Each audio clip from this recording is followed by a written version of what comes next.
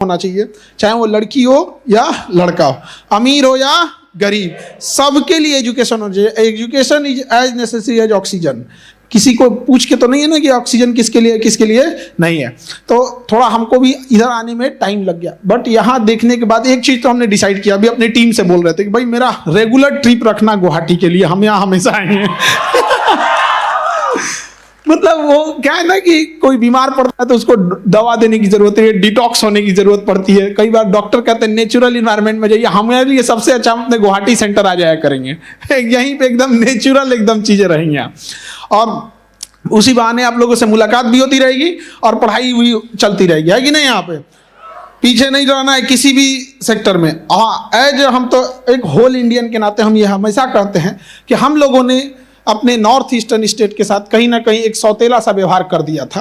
तो अब हमें एजुकेशन के दम पर उस चीज को आगे लेके जाना है, और मेन इंडिया और इसमें नॉर्थ ईस्ट में कभी भी कोई डिफरेंस नहीं रहना चाहिए अपॉर्चुनिटी के मामले में। और यहाँ से जो भी बच्चे गए हैं इस नॉर्थ ईस्टर्न स्टेट से, वो जिस भी फील्ड में गए हैं बहुत बेहतरीन काम करके दिखाया है, जो ये बताता है कि यहाँ के स्टूडेंट्स जो हैं वो किसी चीज़ से कम नहीं है, उन्हें अपॉर्चुनिटी मिलनी चाहिए। और ये बेहतर भी है कि आपके पास हम लोग प्रोवाइड कराएंगे हर वो अपॉर्चुनिटी जिसके आप हकदार बनते हैं, चाहे वो आपके किसी भी एग्जामिनेशन के लिए हो। लेकिन एक चीज़ हमेशा याद रखिएगा, जितने स्टूडेंट हैं एक चीज़ हमेशा याद रखना बाबू, एक टीचर आपको कामयाबी का दरवाजा खोल के बता सकता है कि यही कामयाबी है। चल के आपको अपने पैरों पे जाना होगा, वहां हम लोग काम नहीं आ सकते हैं। हम बस आपको एक रास्ता दिखाते हैं कि ये सबसे शॉर्टकट रास्ता है, इधर से जाइए आप लोग को। बट आप लोग क्या होता है, देखिए हम लोग की ज़रूरत कब पड़ती है, एक टीचर्स की, एक ट्यूशन कोचिंग की ज़रूरत क्यों पड़ती है? क्योंकि जब आपको हम लोग ऐसे छोड़ देते हैं ना, आप हर वो चीज़ पढ़ने लगते हैं जो शायद एग्जाम के लायक है और शायद एग्जाम के लायक नहीं भी है। बट जब हम लोग आपको गाइड करते हैं तो बताते हैं, देख बाबू, इधर बिना मतलब का तुम लोग यहाँ पे मेहनत कर रहे हो, ये रास्ता ठीक नहीं है, ये बेस्ट होगा, आप इस तरह से पढ़िए। जैसे एक प्लेन एरिया में कोई रहने वाला इंसान है, उसको आप यहाँ माउंटेन पे, हिल पे चढ़ाने को बोलो, वो बेचारा थक जाएगा, बिना मतलब किधर किधर जाने लगेगा। लेकिन जो इस हिली एरिया का होगा उसे प्रॉपर आइडिया होगा कि किस डायरेक्शन से जाएंगे, कैसे जाएंगे, तो आप अपने ज़्यादा सर एनर्जी बचा के और जल्दी पहुंच सकते हैं। तो हम लोग का भी रोल इतना ही होता है। लेकिन आप एज ए स्टूडेंट, किसी भी स्टूडेंट जो सफल होता है, सक्सेस होता है, उसके पीछे 3 बड़े कारण होते हैं। एक उसके गार्जियन यानी उसके पेरेंट्स या जहां वो रह रहा है उसका एरिना कैसा है, इन्वायरमेंट कैसा है, लोग पढ़ने में सपोर्टिव है कि नहीं है। और यही चीज़ खराब हो गया लड़कियों के साथ, उनके साथ यही वाला नहीं होता था। गार्जियन उन्हें पढ़ने ही नहीं देते थे, थोड़ी सी बड़ी क्या हुई उसको शादी ब्याह करा देने, उसको घर में, उनको रहता था कि घर में काम करने के लिए रख दिया गया, बेचारी दिन भर खाना बनाएगी लोगों के लिए, घर को साफ सुथरा रखेगी, लोगों के कपड़े, अपने पूरे फैमिली मेंबर के कपड़े वपड़े सब चीज़ सही रखना। और मेल जो होते थे, मेल लड़के 8 घंटा ड्यूटी करके आते थे और कहते थे कि तुम तो घर ही में रहती हो। अरे बेवकूफ लोग, घर की ड्यूटी 24 घंटे की होती है। अपनी मम्मी से पूछ के देखना कितने घंटे की ड्यूटी होती है, 24 घंटे की। और एक माँ जितना घर के लिए कर देती है ना, अगर कोई कमा के उतना काम करने के लिए कोई सर्वेंट रखे तो उसकी 80% सैलरी उसी में चली जाएगी, जबकि कितना मेहनत करते। तो जो घर का माहौल होता है वो पढ़ाई के लिए बहुत ज़रूरी होता है। तो इत्तेफाक से अनफॉर्चुनेटली फीमेल्स को ये वाला नहीं मिला था। बट अब समाज जो है अब इस चीज़ में प्रोग्रेसिव बन रहा है। क्यों आप पता है आखिर समाज को ऐसा क्या, कौन सा फूल सूंघ लिया कि उसको लगने लगा कि लड़कियों को भी पढ़ाना चाहिए? ये समाज इतना जल्दी किसी को एक्सेप्ट करने वाला नहीं है यहाँ पे।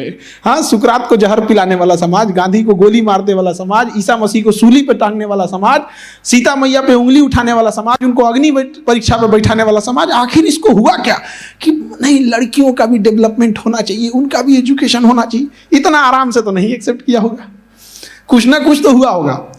तो गर्ल्स जिस फील्ड में गई उस फील्ड में लाजवाब काम की। 2 फील्ड हम आपको बताते हैं। मेडिकल इंडस्ट्री में गई, मेडिकल हेल्थ केयर में। आज हेल्थ केयर की बैकबोन है फीमेल। आज किसी हॉस्पिटल में जाके देखिएगा, मेजॉरिटी आपको नर्सिंग स्टाफ जो मिलेंगे वो कौन मिलेंगे? लेडीज मिलेंगी। और कोई हॉस्पिटल से पूछेगा कि आपका बैकबोन क्या है, डॉक्टर या अच्छी नर्सिंग सिस्टम, तो यही बोलेगा नहीं भैया, डॉक्टर का तो काम होता है कि भाई उतने ऑपरेशन करके उसके अंदर से जो भी खराबी थी ऑपरेशन करके निकाल दिया, अब उसको रिकवर करने में डॉक्टर नहीं आता है, वो बस आप 24 घंटा रहिएगा, एक बार 4-5 आदमी के बीच में आएंगे राउंड पे, और भाई ठीक हो, दवा टाइम से ले रहे हो, अरे भैया उसका बाकी सारा हेल्थ का ध्यान कौन रखती है? नर्स। तो वहां लड़कियों ने जबरदस्त काम किया। और एविएशन इंडस्ट्री में जब फीमेल की एंट्री हुई तो पूरा रैपिडली चेंज कर दी। और आपको जान के ताज्जुब होगा कि दुनिया में सबसे ज्यादा फीमेल अगर किसी एविएशन इंडस्ट्रीज को कंट्रोल करती है तो इंडिया में सबसे ज्यादा फीमेल पायलट्स, एयरहोस्टेस, ये सबसे ज्यादा है। और उसमें नॉर्थ ईस्ट का तो योगदान ऐसा हो ही नहीं सकता है कि ना हो यहाँ पर, यहाँ से। तो इन्होंने लगा समाज को कि नहीं भाई, इन्हें हमने बिना मतलब का पीछे कर रखा था। इसलिए समाज ने समझा कि नहीं भाई, इन्हें अगर मौका दिया जाएगा तो सच में चेंज करके ले आएंगे। तो आज जो सोसाइटी आपके लिए खड़ी हो रही है ना, वो केवल इसलिए क्योंकि आपने वो करके दिखाया है। तो अब इसको और बेहतर करके दिखाना है, इसको और ज्यादा, ताकि हम लोग को कहीं से कोई ना रोक सके। तो एक जो घर का इन्वायरमेंट होता है वो, दूसरा एक आपके टीचर, आपके इंस्टीट्यूशन का कितना एफर्ट है। पहला हो गया आपके सफलता में एक घर का इन्वायरमेंट। तो जो गार्जियन है कम से कम इस पे ध्यान देंगे कि घर का इन्वायरमेंट ऐसा रखें। दूसरा होता है इंस्टीट्यूशन का क्या योगदान है। इंस्टीट्यूशन आपको क्या करता है कि अच्छे लेवल के क्वेश्चंस, अच्छे लेवल की प्रैक्टिस से जो टॉपिक आप नहीं समझ पाते हैं उसको एक्सपीरियंस के दम पे, जो टीचर्स के पास एक्सपीरियंस होता है, वो एक्सपीरियंस के दम पर आपको बेहतर ढंग से समझा देते हैं। वो ये बताते हैं कि ये ज़्यादा इंपॉर्टेंट है, ये कम इंपॉर्टेंट है। देखो, इसको पढ़ोगे तो क्वेश्चन जरूर आएगा, बट ये बहुत ज़्यादा टाइम किल कर देगा। उससे बेटर है कि इसे कम पढ़ो जिससे ज़्यादा सिलेबस हो। और आप कोई भी एग्जाम देख लो, कोई भी एग्जाम, 30% ऐसा सिलेबस होता है, टोटल सिलेबस का महज 30% होता है जो आपको सिलेक्शन दिलाता है। बाकी 70% टाइम पास कराता है। अगेन याद रखिएगा, कई बार आप देखते होंगे कोई बच्चा आया, आपको देखते होंगे यार तो उतना पढ़ता नहीं था, उतना अच्छा नहीं था, सिलेक्शन कैसे हो गया इसका। एक बच्चे, एक पटना में हमारे पास 9 जगह रिजल्ट हुआ था उसका, 9 जगह। वो मेरे पास आया, सर ज्वाइनिंग किस में करें। सोचिए, किसी को जॉब नहीं मिल रही है, 9 तो लेके आया तो आप, तो हम क्या ही बोलेंगे उसको। क्यों? क्योंकि एक इंस्टीट्यूट, एक अच्छा इंस्टीट्यूट, एक अच्छा टीचर आपको वही बताता है कि देख बाबू, ये 30% सिलेबस पढ़, इसी से तुम्हारा सिलेक्शन होने वाला है। बाकी 70% सिलेबस ऐसे ही होता है। जैसे आप किसी बड़े होटल में खाना खाने जाइए या शादी ब्याह में किसी पार्टी फंक्शन में खाना खाने जाएंगे ना, 50-100 वेराइटी के खाने लगे रहते हैं। खाना लगा होता है, क्या सब खा के आते हैं। पेट किससे भरता है? गिनती से 5-6 ऐसे वेराइटीज के आइटम्स होते हैं जिससे हमारा क्या भरता है? पेट भरता है। बाकी 100 पीस के लिए रहता है। वही एग्जैक्ट पढ़ाई में होती है कि 30% आपको वो पढ़ना है, बाकी आप पढ़िए चाहे नहीं पढ़िए, उसका सिलेक्शन पे बहुत ज्यादा असर नहीं पड़ता है। यही चीज बताती है एक अच्छा इंस्टीट्यूशन, एक अच्छा टीचर। यहां हम जो फील कर रहे थे कि हमें गुवाहाटी क्यों आना पड़ा, कुछ तो रीजन होगा, वरना तो हम लोग ऑनलाइन ऐसे ही आ जाते थे। तो हमें जब यहाँ पता चला तो बहुत सारे इंस्टीट्यूशंस ने बताया गया, हम जब यहाँ भेजे सर्वे टीम को तो कहा कि सर बच्चों के साथ एक नाइंसाफ़ी हो रही है कि इन्हें टीचर्स दिखाए जाते हैं कोई और यहाँ कहीं टाई अप करके और किसी दूसरे टीचर को लगा दिया जाता है कि पढ़ाओ। क्योंकि ये तो पूरा गड़बड़ बात है। ये तो दवा के अंदर कवर कुछ और रहेगा, दवा कुछ और रहेगी, बीमारी सही होने की जगह और खराब हो जाएगी। भाई अगर आपको किसी दूसरे टीचर से पढ़वाना है तो आप उसको बताओ कि भैया हम इस टीचर से पढ़ाएंगे। तो हमें लगा कि ये सर्वे टीम ऐसे ही बोल दी होगी, तो हम डायरेक्टली सोचे कि कुछ बच्चों से यहाँ से मिले। तो कुछ बच्चों से हम मिले, कुछ से प्रयागराज में मिले, कुछ को दिल्ली में मिले, ज़्यादा दिल्ली में मिले। तो हम कहें कि भाई तुम लोग एक बात बताओ यार, इतना दूर आ गए पढ़ने के लिए, नॉर्थ ईस्ट से, और दिल्ली का डिस्टेंस काफ़ी दूर है, और फाइनेंशियल प्रॉब्लम भी जिनके पास है वो तो जा भी नहीं पाते हैं। एक्सपेंस भी बहुत भयानक होता है। एक्सपेंस भी क्या हो जाता है? ज़्यादा हो जाता है। और कई बार हमको देखते हैं, हमको सबसे खराब लगता है, कई बार भेदभाव हो जाता है उनके साथ। ये सबसे खराब लगता है यार, इनके ऐसी कोई लड़ाई है जहाँ पे यहाँ के सैनिकों ने भाग न लिया हो। तो हम पूछे कि क्यों आते, तो कहा सर देखिए वहाँ पे भी इंस्टीट्यूशन गए, बट उन इंस्टीट्यूशंस ने मतलब आईफोन के डब्बा में नोकिया पकड़ा दिया। हम कहे कि भाई आईफोन के डब्बा में नोकिया पकड़ा दिया, मतलब कि उसने दिखाया कुछ और पढ़ा दिया कुछ। इसलिए हमने सोचा कि हम यहाँ चलते हैं, बिना डब्बा का मोबाइल देंगे, देख लो भैया कौन सा है। कोई कवर नहीं। तो जो टीचर्स, जो इंस्टीट्यूशन, जो मटेरियल, जो स्टडी मटेरियल दिल्ली सेंटर पे होगा, जो प्रयागराज सेंटर पे होगा, जो पटना सेंटर पे होगा, जो देहरादून सेंटर पे होगा, वही आपके भी गुवाहाटी सेंटर पे भी वही होगा।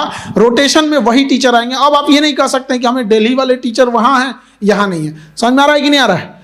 तो अब हमको जो बताया था उन लोगों ने, हम उस हिसाब से किए। क्या ऐसा यहाँ है? इस सब टाइप की चीज़ें, मतलब इंस्टीट्यूशन में यहाँ पे, तो वो चीज़ें जो अगर किसी को हो जाती है तो सच में प्रॉब्लम आएगी, क्योंकि माइंडसेट करके आएगा कुछ और पढ़ने लगेगा कुछ। तो आप लोग भी, जो हम लोग चाहते, आप लोग भी चाहते हैं कि दिल्ली स्टैंडर्ड और जो वहाँ का है उसी स्टैंडर्ड पे पढ़ाई हो, ताकि आप लोग भी क्या करें, एक अच्छा रैंक ला सके। सबकी ख्वाहिश यही होती है। तो पहला हम आपको क्या बताए थे, आपके घर का एनवायरनमेंट, यानी माता पिता सबका। दूसरा, इंस्टीट्यूशन का योगदान। तो याद रखिएगा 30-40% सिलेबस पे आपको क्या करना है, पढ़ना है। पढ़ाई बोझ क्यों हो गई?